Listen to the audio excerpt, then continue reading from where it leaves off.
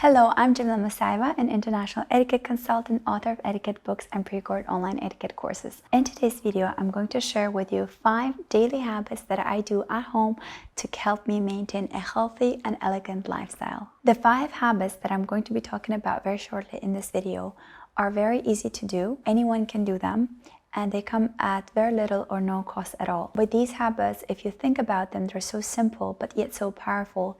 And these are the ones that help me feel healthy, they help me feel grounded, at peace, elegant internally. So bear with me for the duration of this video, because some of these habits, I assure you, will help you tremendously change your daily life. The very first habit that I practice daily, and mostly at home as well, is constantly making sure that my body is moving. I have incorporated movement as part of my lifestyle. Those of you that have been following me for a while, you know I'm a mother of 2, so having kids have made me a very active person. I would say I wasn't as physically active. I didn't work out much. When I was in college, I used to dance a lot, but that was all I would do. And most of the time I just studied on my bed or in the library, seated at the sofa. I would usually take a public transportation from one building to another. So I was very much someone who didn't like walking or didn't like movement as such. But as I had kids and as I grew older, I understood the importance of daily movement, and it's important that you do it not just for a dedicated period of time when you work out, but also incorporate movement in your daily life, like walking, moving around, taking stairs instead of an elevator. I will tell you about a trip that has helped a lot in making movement as part of my daily life, or rather workout as part of my daily life. And before I do tell you that, I want to thank the sponsor of today's video, which is an activewear brand called Fanka. So let me introduce you to my new favorite workout leggings from Fanka. What makes them truly unique is that they have a built-in resistance bands. Yes, these leggings themselves create resistance with every movement. That means you burn more energy and get a more effective workout or just movement simply by wearing them. They're so incredibly sculpting. They lift up your booty, tuck in your belly, and beautifully shape your legs. And the best part is that they stay in place no matter what you're doing, whether it's squats, lunges, or even jumping. So you don't need to constantly adjust them, which you usually do with regular leggings. I'm also so in love with the side pocket. It's so handy. It's the right size for my phone when I'm out and about, walking around at home or where I'm in the gym, making them both practical and stylish. Plus, Fanka offers a 30-day free return and exchange policy, so you can try them risk-free. And if you'd like to get a discount, use my code Jamila10 at a checkout. Trust me, once you try Fanka leggings, you'll be living in them forever. And now let's get back to the tip that I promised I'll be sharing with you. So one of my favorite books of all times is Atomic Habits. And in there was one important lesson that I've learned and incorporated in my daily life. And it talks about the activation energy, or the friction. So that's the effort it takes you to make in order to initiate an activity. This was the first time I came across with this terminology, with this understanding of friction.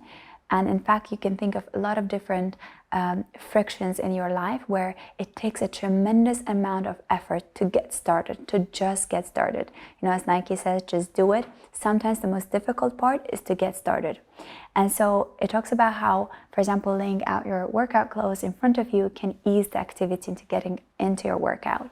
Or preparing something beforehand, like your prep meals, can keep you in line of healthy eating. So all of this is diminishing the friction, hence increasing the chance of you starting an activity. What I've done in my daily life is I have a little basket with my mat, my weights, my resistance band, and as soon as I'm, at home, I wake up, I prepare kids to school, I have my breakfast, then I change in an active wear, so that way I'm ready to start working out. Sometimes on my lazy days, I do that just in my PJs, but I always try to put an active wear on to feel like I'm ready to start working out. And then I just pull out that basket, which is always in my living room. I put it right here. I place out the mat. So the friction to start working out is so little, it puts me in a mood that I have to start working out. I have no other choice. So with that being said, I make sure that I either do a 30 or 25-minute workout at home, which is usually super light. I just do certain exercise for my legs, for my belly, some arm workout. And then on certain days, usually 3 to 4 times a week, I would go to the gym if I don't have a shooting day, if I don't have a lot of meeting or writing happening for that time of the week, then I make sure that I go 3 or 4 times a week to the gym, apart from the workout that I also do at home. And then if I can't make it to the gym, then I'll just stick to my home workouts. And I picked up Samba, so I picked up generally Latin ballroom dancing, but we started with my teacher with Samba. It's a very intense cardio for me, and I love how I feel afterwards. I'm super drenched in sweat, but at the same time I'm overjoyed because I feel like it lets me sweat off all the negative energy I've had or the stress I've had throughout the whole week. It's a new activity that I've incorporated. For you, it could be anything. It could be home workout, gym, swimming, running, doing yoga, dance form that you like, whatever it is. Just pick an activity that you can stick to and make daily movement part of your lifestyle. Second daily at-home habit that I've incorporated into my routine, something that I actually wasn't doing when I was in college. This is something I came about to understand the importance of it after I have felt what I felt.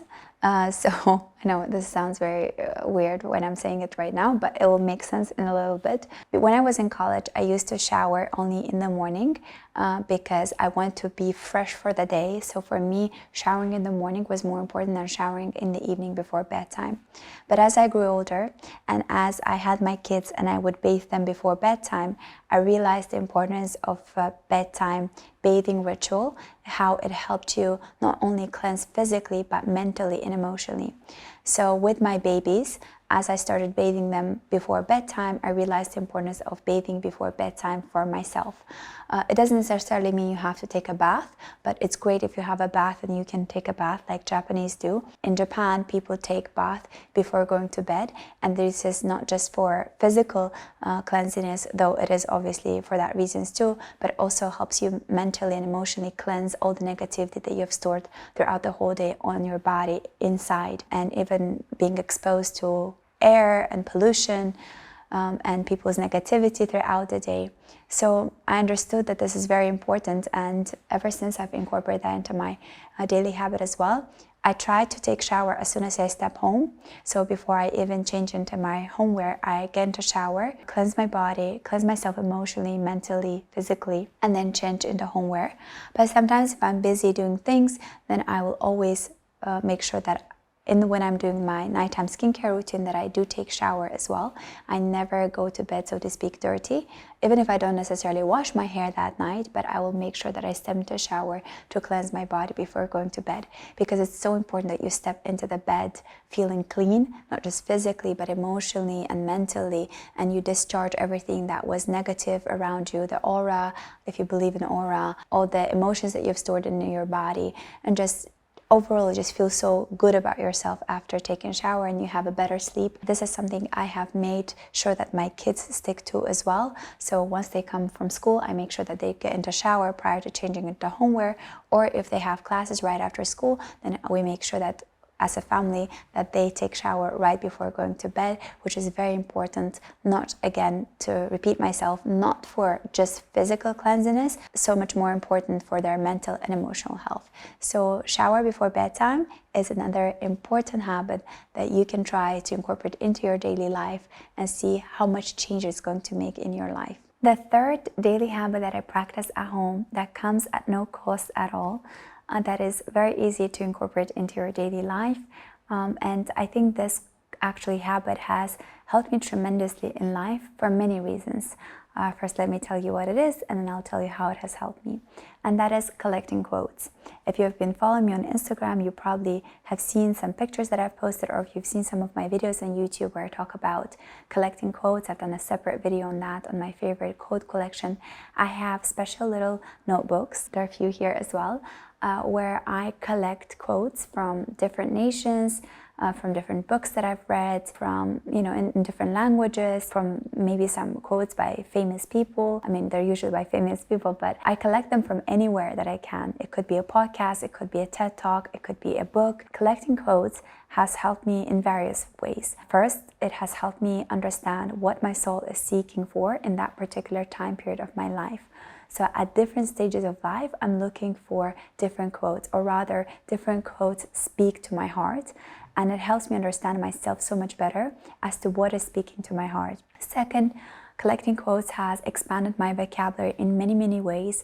It has helped me also to formulate my ideas more concisely, more briefly, to be able to express myself more thoroughly. It has also helped me just expand my worldview, understand that things don't always have to be black and white. There are a lot of things that are very gray. It's really a lot about perception, and different nationalities have different quotes about the same outlook on the same issue on life. And that means, so because we have different backgrounds, we have different views of life, on love, on wealth, on health, on happiness. And so it has helped me travel, so to speak, the world without actually physically going out and looking for answers. So it's just, it's at your fingertips. You can access different quotes from different libraries from all around the world. There are a lot of quotes on Pinterest, there are a lot of quotes just if you Google quotes around the world. And I just collect them in my little notebooks because I love to keep things handwritten, and this helps me also to ground myself in that moment. So before my kids wake up, I wake up quite early in the morning, around 6 a.m. or 6:30. I make myself a cup of coffee, I sit by the window, I open my laptop, I have my notebook by my side, and then I start collecting 5 to 10 quotes. Some days, if I have a lot of time free before they wake up, I'll write down more quotes, but usually it's between 5 to 10 quotes, or sometimes even less, depends on what I find. But it's an amalgam of years of collecting that has allowed me to have a collection of notebooks of quotes. And I've actually prepared a little jar with all the quotes that I personally love, and I've placed them right in front of our entrance hall. And every day when my kids leave to school, I make them pick up 2 quotes, so one for each, and then they read them out loud and they try to explain the meaning behind the quote, and then they put those quotes into a used jar, so to speak, so that we're not reading the same quotes over and over again. And this is a little habit that I've incorporated that has helped me so much in life, and you can try it too as well at home.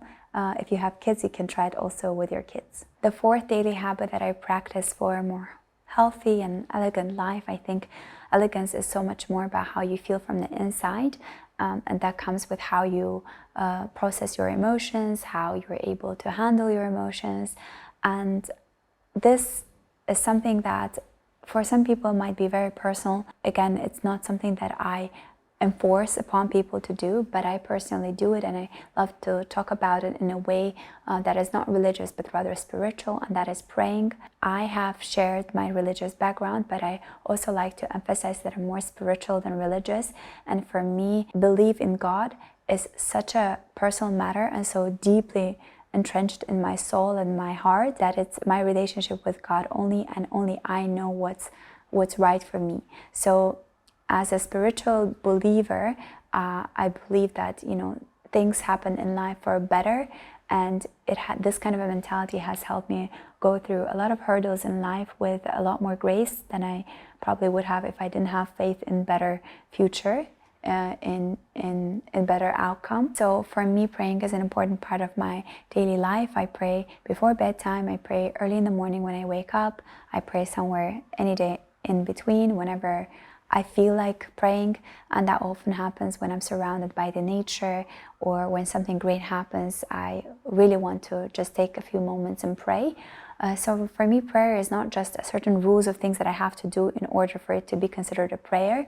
For me, it's more like expressing my gratitude for what I have, and for asking for things that I wish I had, but only if they give me happiness and are meant for my better good.